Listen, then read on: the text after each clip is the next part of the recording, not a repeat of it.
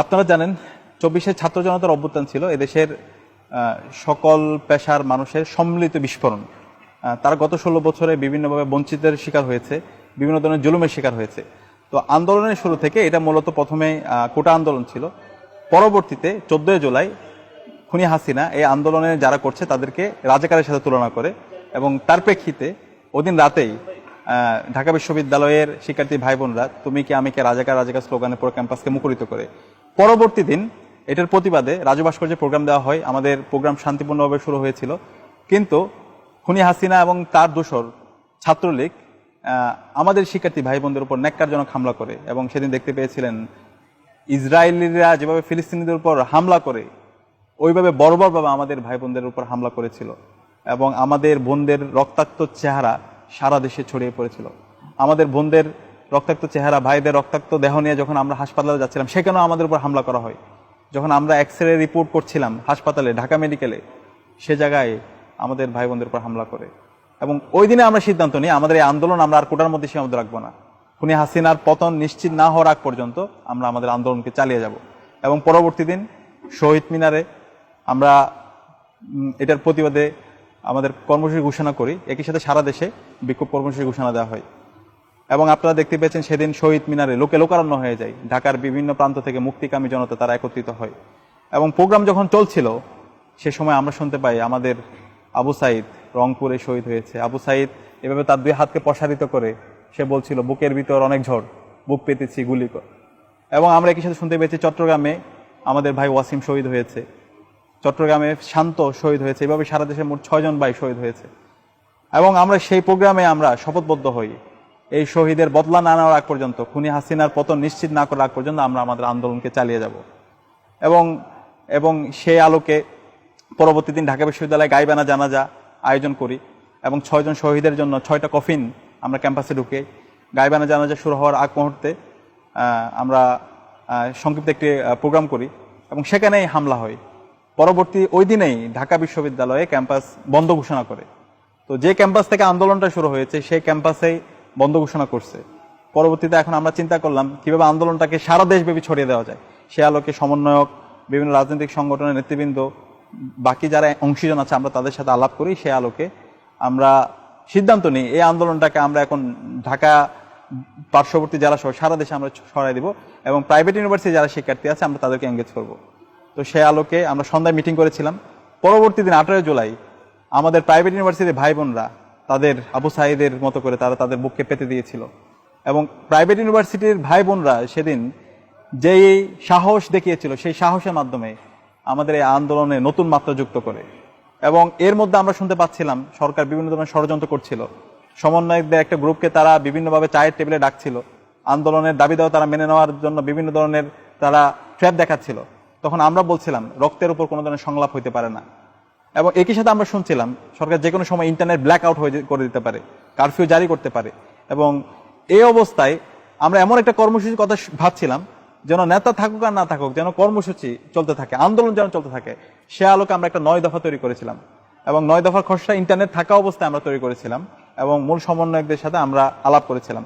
তো পরবর্তী দিন আপনারা জানেন 19 জুলাই ইন্টারনেট ব্ল্যাক আউট ছিল, কারফিউ ছিল, এবং পুরো ঢাকা, যাত্রাবাড়ি, রামপুরা, মিরপুর, সাভার থেকে শুরু করে সারা দেশের মুক্তিকামী জনতা তারা রাস্তায় নেমে পড়েছিল, এবং প্রত্যেকটা জায়গায় নির্বিচারে আমাদের ভাই বোনদেরকে গুলি করে হত্যা করা হয়েছিল, একটা গণহত্যা সংঘটিত হয়েছিল। এবং ইন্টারনেট যেহেতু যোগাযোগ বিচ্ছিন্ন, কি করা যায় তখন আমরা সিদ্ধান্ত নিলাম অফলাইনে ট্যাক্স করে আমরা প্রত্যেকটা সাংবাদিকের কাছে এই 9 দফা কর্মসূচিগুলো আমরা পৌঁছে দেবো। এবং সমন্বয়ক আব্দুল কাদেরের সাথে কথা বলি, আব্দুল কাদেরকে সেফ রুমে নিয়ে যাওয়ার ব্যবস্থা করি, এবং তার থেকে ভিডিও সাক্ষাৎকার নিই, এবং এই ভিডিও সাক্ষাৎকার নিয়ে পেনড্রাইভগুলো আমরা দেশীয় এবং আন্তর্জাতিক মিডিয়াগুলোতে তখন পৌঁছে দিই।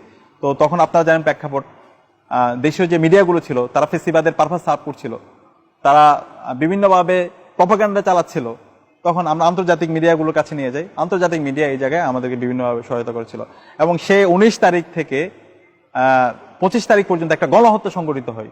পুরো ঢাকা শহর সহ সারা দেশে প্রায় 1000 আমাদের ভাই বোন শহীদ হয়, হাজার হাজার ভাই বোন আমাদের গাজী হয়। এই অবস্থায় প্রতিদিন 3টা থেকে 3:30 পর্যন্ত আমরা অফলাইনে প্রতিদিন কর্মসূচিগুলো আমরা পাঠাতাম, এবং অফলাইনে একটি যোগাযোগ তৈরি করে আমরা আন্দোলনটাকে ধরে রেখেছিলাম। 25 তারিখ এর মধ্যে জানেন আমাদের নাহিদ ইসলাম, আসিফ মাহমুদ সহ আরো অনেককে গুম করে রাখা হয় এবং তাদেরকে নির্মম নির্যাতন করা হয়। 25 তারিখ তাদেরকে আবার হাসপাতালে, গণস্বাস্থ্য হাসপাতালে ভর্তি করা হয়। এবং ওই দিন নাহিদ ইসলামের সাথে, আসিফ মাহমুদের সাথে আমার দীর্ঘ সময় কথা হয়। আমরা বলি এতগুলো শহীদের সাথে আমরা কোনোভাবে বেইমানি করতে পারি না। খুনি হাসিনার পতন নিশ্চিত না হওয়ার আগ পর্যন্ত আমরা আমাদের আন্দোলন চালিয়ে যাব। এবং আমাদের যে 9 দফা, সেই 9 দফার প্রথম দফা ছিল ছাত্র হত্যার দায় নিয়ে খুনি হাসিনাকে জাতির কাছে প্রকাশ্য ক্ষমা চাইতে হবে। সুতরাং এই 9 দফার যে প্রথম দফা ছিল, এই দফার মধ্যে মূলত এক দফা ছিল খুনি হাসিনার পদত্যাগ। তো সে আলোকে 25 তারিখ নাহিদ ইসলাম, আসিফ মাহমুদ সহ অন্যান্য যারা অংশীজন আছে তাদের সাথে আলাপ হয় এবং সবাই তারা তাদের জায়গা থেকে দৃঢ় প্রতিজ্ঞা ব্যক্ত করে যেভাবে হোক আমরা আমাদের আন্দোলন চালিয়ে যাব। আমরা যদি একজন থাকি আমরা একাই আমাদের লড়াই চালিয়ে যাব। এবং ওই সময়ে পরবর্তীতে আমরা সেকেন্ড লেয়ারে যারা সমন্বয়ক ছিল তাদেরকে আমরা সেফ হোমের ব্যবস্থা করি এবং এই সেফ হোম ব্যবস্থা করার ক্ষেত্রে আমাদেরকে অনেকেই সহায়তা করে, সাংবাদিকরা সহায়তা করে, বিশেষ করে জুলকারনান সায়ের ভাই, আল জাজিরার একজন ইনভেস্টিগেটিভ জার্নালিস্ট, উনি সহায়তা করেছিল। এবং দেশের বাইরে আমাদের অসংখ্য বন্ধুরা তখন আমাদেরকে সহায়তা করেছিল। এবং দ্বিতীয় লেয়ারে যারা সমন্বয়ক ছিল ওই সময় আব্দুল কাদের, মাহিন সরকার, রিফাত রশিদ, আব্দুল হান্নান মাসুদ, মুসাদ্দিক আলী ইবনে মোহাম্মদ, এবি জুবাইর সহ বাকি যারা ছিল, তারা যে সাহসী, তাদের সাহস দেখিয়েছিল যেটা পুরো জাতিকে আবার নতুনভাবে আশান্বিত করেছিল। এবং এর পরবর্তীতে যে কর্মসূচিগুলো আমরা চিন্তা করেছিলাম, আমরা সবাইকে এঙ্গেজ করে আবার নতুনভাবে পুনর্জাগরণ করব। কারণ সারা দেশে গণঅ্যারেস্ট, গণগ্রেফতার, গণহত্যার ফলে একটি ভীতিকর পরিস্থিতি তৈরি হয়েছিল, ক্যাম্পাসগুলো বন্ধ অবস্থা ছিল। তখন আমরা চিন্তা করলাম আবার আমরা একটু হার্ড প্রোগ্রাম এবং একটু সফট প্রোগ্রাম এভাবে করে আমরা সবাইকে আবার এঙ্গেজ করব। তো সেই অনুযায়ী দেখতে পেয়েছেন আমরা পরবর্তী দিন হচ্ছে যে কর্মসূচি দিয়েছিলাম, সমন্বয়কদেরকে 24 ঘন্টার মধ্যে তাদেরকে ছেড়ে দিতে হবে। এর পাশাপাশি হচ্ছে চিত্রাঙ্কন, দেয়াল লিখন এবং লিফলেটের মাধ্যমে এটার হচ্ছে প্রতিবাদ জানানো। এই ধরনের আমরা অনেকগুলো কর্মসূচি দিয়েছিলাম। এবং সর্বশেষ আপনারা জানেন 2 তারিখ মূল সমন্বয়কদেরকে তাদেরকে হচ্ছে মুক্তি দেওয়া হয় এবং আবার হচ্ছে সকল সমন্বয়কদের সাথে আমরা আলাপ করি।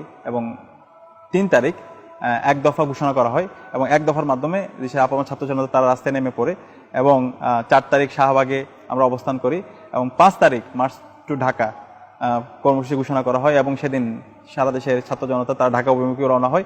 সকাল থেকে ঢাকার বিভিন্ন প্রবেশ পথে তারা অবস্থান করে এবং দুপুর 12টা, সাড়ে 12টা নাগাদ তারা হচ্ছে শাহবাগ অভিমুখে রওনা হয়। ততক্ষণে খুনি হাসিনা তারা দেশ ছেড়ে পালিয়ে যায় এবং আমরা ফতেহ গণভবনের মাধ্যমে আমরা নতুন ফ্যাসিবাদ মুক্ত বাংলাদেশ আমরা পাই।